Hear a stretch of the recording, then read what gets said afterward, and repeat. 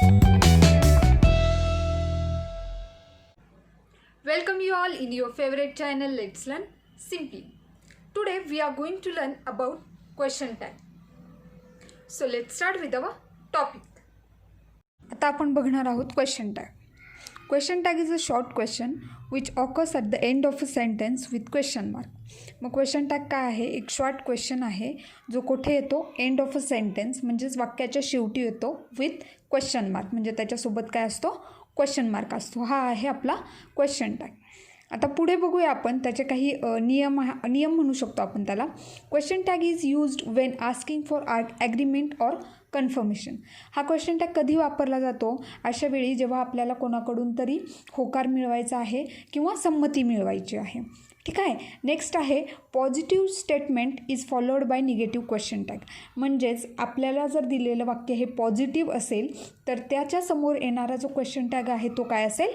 Negative असेल. Negative statement is followed by positive question tag. म्हणजेच आपल्याला दिलेलं वाक्य जर निगेटिव्ह असेल तर त्यानंतर येणारा क्वेश्चन टॅग काय असणार आहे? पॉझिटिव्ह असणार आहे. आता आपण पुढे बघूया विथ एक्झाम्पल की हे क्वेश्चन टॅग जो आहे तो कसा करायचा आहे आणि त्याचे रूल्स काय काय आहेत. आता आपण थोडे बेसिक रूल्स बघूया क्वेश्चन टॅगचे. फर्स्ट जे आहे, write the sentence as given. म्हणजेच आपल्याला जे वाक्य दिलेलं असणार आहे ते आपण जसंच्या तसं लिहायचं आहे. सेकंड नंबर आहे कॉमा. म्हणजेच जे वाक्य आपण लिहिलेलं आहे त्यानंतर आपल्याला कॉमा द्यायचा आहे. Third number correct form of helping verb, positive or negative.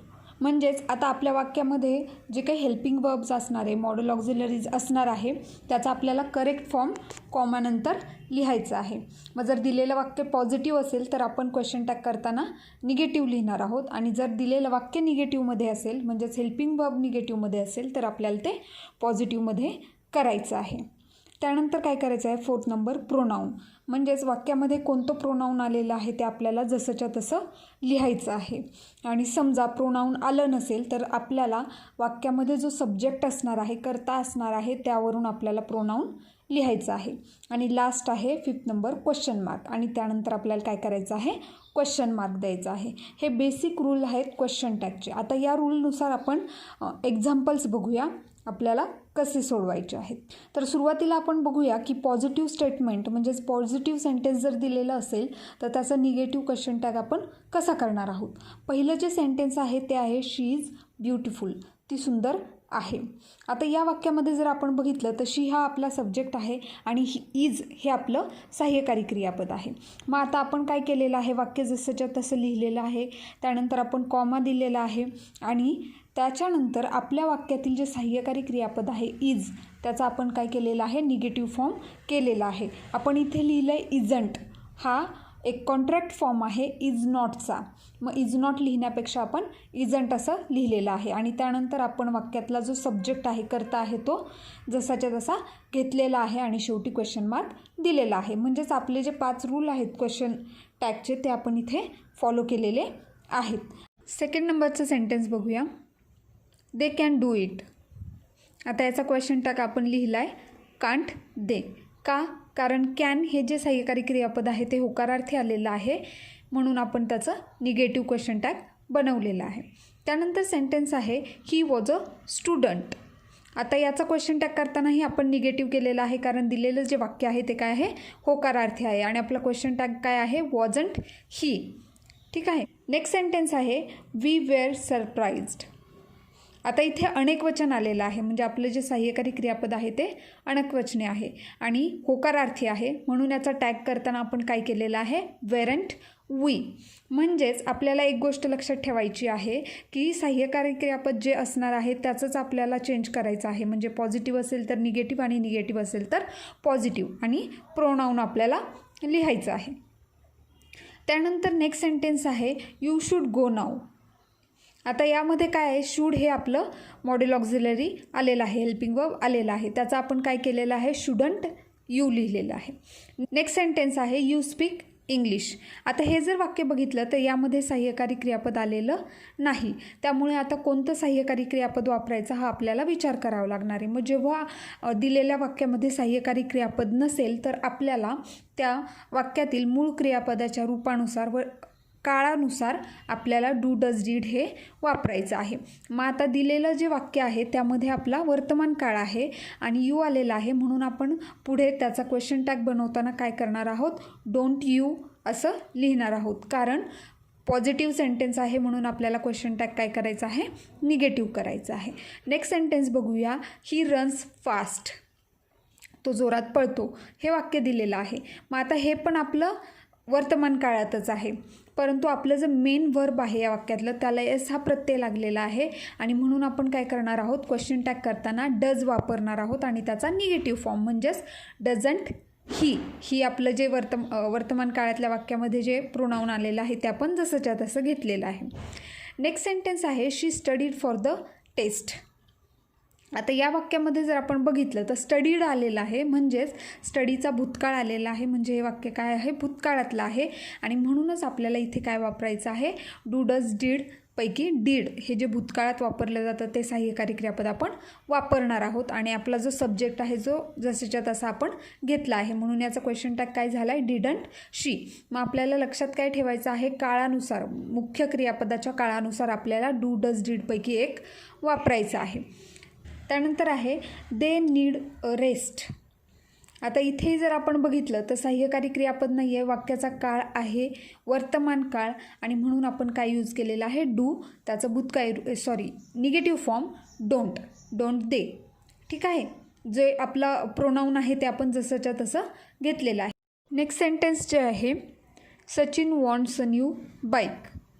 आता या वाक्यामध्ये काय झालं आहे, वॉन्ट म्हणजे पाहिजे हे आपलं मेन क्रियापद आहे आणि त्याला यस हा प्रत्यय लागलेला आहे आणि म्हणून आपण या वाक्यामध्ये काय केलं, डज हे सहाय्यकारी क्रियापद घेतलेलं आहे आणि त्याचा निगेटिव्ह फॉर्म केलेला आहे डझंट. आणि सचिन आलेला आहे आणि सचिन हे पुल्लिंगी आहे, त्याच्यासाठी आपण इंग्लिशमध्ये ही हे सर्वनाम वापरतो आणि म्हणूनच आपण इथे ही हे सर्वनाम वापरलेलं आहे. मग डझंट ही हा क्वेश्चन टॅग या वाक्याचा होतो. नेक्स्ट जे सेंटेन्स आहे ते आहे अदिती लिव्ड इन मुंबई. आता इथे लिव्ड आलेलं आहे, हे लिव्हचं भूतकाळी रूप आहे आणि म्हणून आपण इथे काय केलं आहे, डीड वापरलं आहे आणि डीडचं नकारार्थी रूप केलेलं आहे डिडंट. आणि शी हे प्रोनाऊन आपण वापरलेलं आहे का, कारण आदिती हे नाव आलेलं आहे आणि जे स्त्रीलिंगी आहे आणि त्यासाठी इंग्लिशमध्ये आपण शी हे सर्वनाम वापरतो, म्हणून आपण इथे शी लिहिलेलं आहे. आता आपण बघूया की जर आपल्याला दिलेलं वाक्य हे निगेटिव्ह असेल तर त्याचा पॉझिटिव्ह क्वेश्चन टॅग आपण कसं करणार आहोत. ज्याप्रमाणे आपण पाहिलं की दिलेलं वाक्य जेव्हा पॉझिटिव्ह असेल तर त्याचा निगेटिव्ह क्वेश्चन टॅग आपण कसा करायचा आहे, सेम तीच प्रोसिजर इथेही फॉलो करायची आहे. Sentence number 1, he isn't tall. आता इथे जर आपण बघितलं तर हे वाक्य काय आहे, नकारार्थी आहे.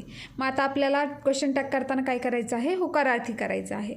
मग इजंट म्हणजेच इज नॉट, हे नकारार्थी आहे त्याचं होकारार्थी येईल इज आणि जे आपल्या वाक्यामध्ये प्रोनाऊन आलेलं आहे ही ते आपण जसंच्या तसं घेतलेलं आहे आणि शेवटी क्वेश्चन मार्क दिलेला आहे. Sentence number 2, you are an teacher.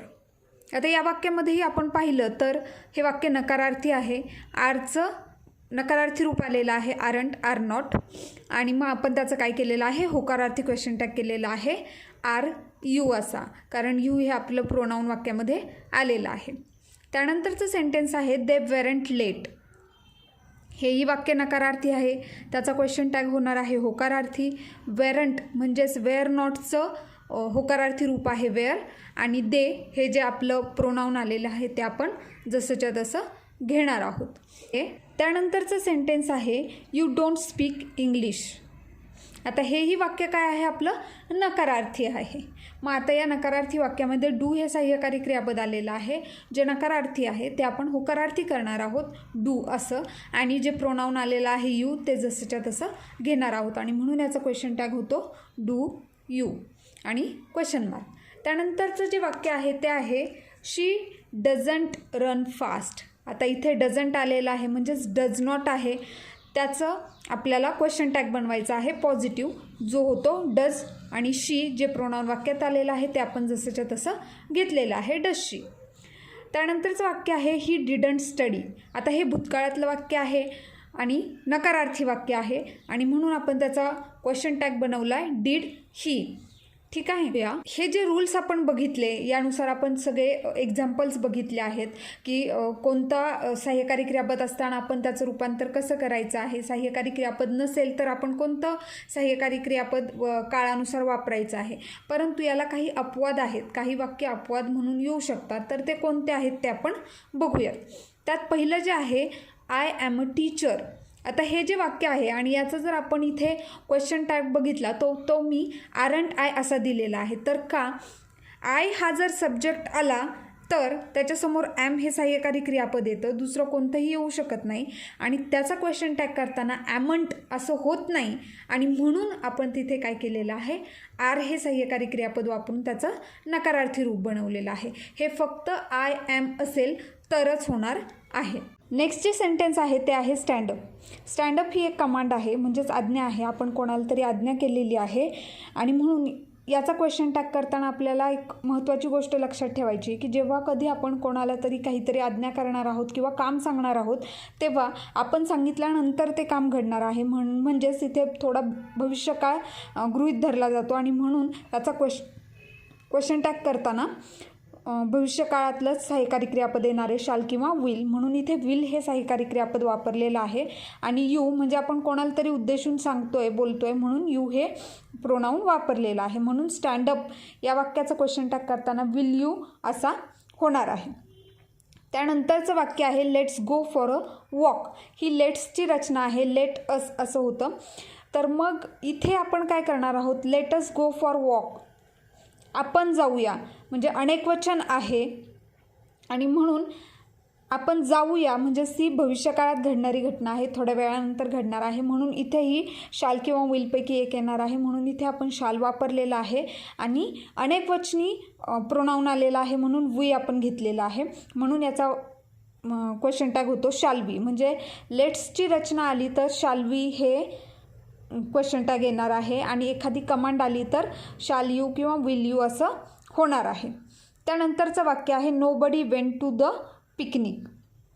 आता यामध्ये काय केलेलं आहे, हे वाक्य थोडं वेगळं का आहे, इथे नकारार्थी वाक्य आहे आणि त्याचा आपण होकारार्थी टॅग बनवलेला आहे. पण हे नकारार्थी कशावरून, कारण इथे नोबडी हा शब्द आलेला आहे. नोबडी म्हणजे कोणीच नाही. मग असे वेगवेगळे शब्द आहेत इंग्लिशमध्ये, जसं नन आहे, नोबडी आहे, नायदर आहे, रॅदर आहे. हे जे शब्द आहेत ते काय आहेत, नकारार्थी शब्द आहेत आणि म्हणूनच आपण असे शब्द जेव्हा वाक्यात येतील त्याचा क्वेश्चन टॅग करताना आपण तो काय करायचा आहे, होकारार्थी करायचा आहे. मग आता नोबडी म्हणजे कोणीच नाही, म्हणजे हे अनेक वचनामध्ये आहे आणि म्हणून आपण तिथे काय केलं आहे, वेअर हे वापरलेलं आहे आणि अनेक वचन आहे त्यामुळे दे हे प्रोनाऊन वापरलेलं आहे. मग यानुसार हे एक्सेप्शन्स, हे अपवाद आपल्याला लक्षात ठेवायचे आहेत. Thank you for watching the video. I hope you understand the topic.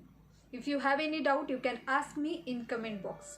If you like the video hit the like button. If you are new here, don't forget to subscribe the channel. Press the bell icon and get the notification of new videos.